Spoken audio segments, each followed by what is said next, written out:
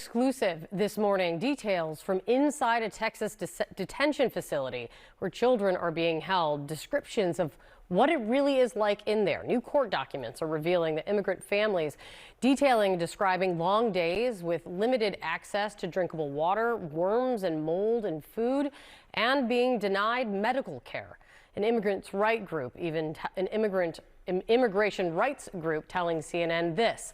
Families tell us that their children are weak, faint, pale, and often crying because they are so hungry.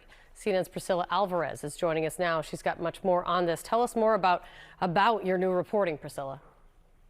Well, Kate, this really offers a glimpse into what is happening at this family detention facility in Dilley, Texas, a place where reporters can't visit. But in this case, we are getting these court declarations from families who are detained there through immigration attorneys who are revealing the conditions. Now, Kate, just to level set here, these are families who have been apprehended at the U.S.-Mexico border or even in the United States at encounters like ICE check-ins or vehicle checkpoints.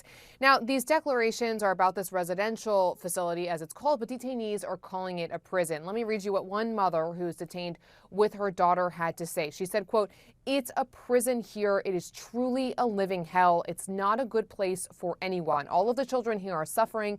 The mothers are crying, especially for their children. We are all suffering." And this is really a theme in the more than 24 declarations that were filed. Despondent children, as you mentioned there, medical conditions going poorly treated, children unable to sleep because the lights are always on. And when we're talking about children here, we're talking as young as infants. There was a 9-month-old mentioned in one of the declarations, as well as teenagers. One of those teenagers also shared a testimony with attorneys, and this is what she had to say. She said, quote, "The kids here can get sad when people get deported or their friends leave. Kids are tired of doing the same thing every day. We try to help kids who are sad and teach them to play a new game. Sometimes kids don't eat when they are sad."